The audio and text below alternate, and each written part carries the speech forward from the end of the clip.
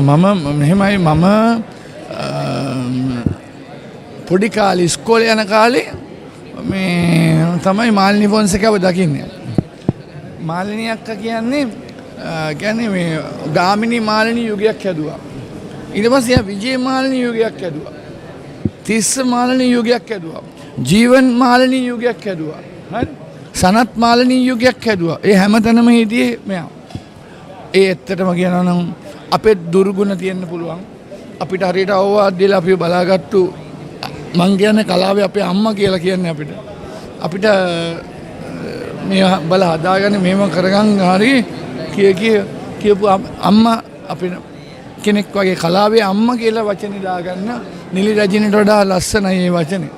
එතන කලාවේ අම්මා මං එයාගේ තාම එයාගේ මූණවත් බැලුවේ නැහැ. මං පොඩි කාලේ එයත් එක්ක එයාගේ චිත්‍රපටි බලලා හතර දෙනාම සූර්යෝ එදත් සූර්යාස්තර වාසනා තුෂාරා ඒ බලපු ඒ මානසික තලයෙන් මං ඉන්නේ එයාව මං ඒ විදිහට ලස්සන කෙල්ලෙක් වගේ මං හිතේ තියාගෙන ඉන්නවා දෙන. එයා සැතපීලා ඉන්නවා දකින්න මං ඇස් දෙකෙන් දකින්න ආස නැහැ. මං තාමත් එයා දිහා බැලුවේ නැහැ. මං ආවේ එයා වෙනුවෙන් මෙතනට එන්න ඕන නිසා. අවසාන වශයෙන් කියන්නේ විශාල පරම්පරාවකට අද ඉන්න තරුණ පරපුර දන්නේ නැහැ මාලිනී ෆොන්සේ.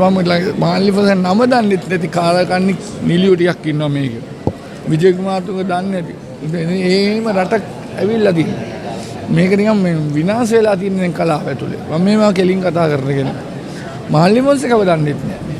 නමුත් ඒගොල්ලෝ කරලා තියෙන ශ්‍රේෂ්ඨ සිනමා නිර්මාණ ටික අපිට අත ගහන්නවත් ලං වෙන්නවත් බෑ. එයාට මම කියන්නේ අපේ අම්මා තමයි නැති වෙලා තින්නේ. කලාවේ අපේ අම්මා නැති වුණා. අපිට ඉතින් දුකයි.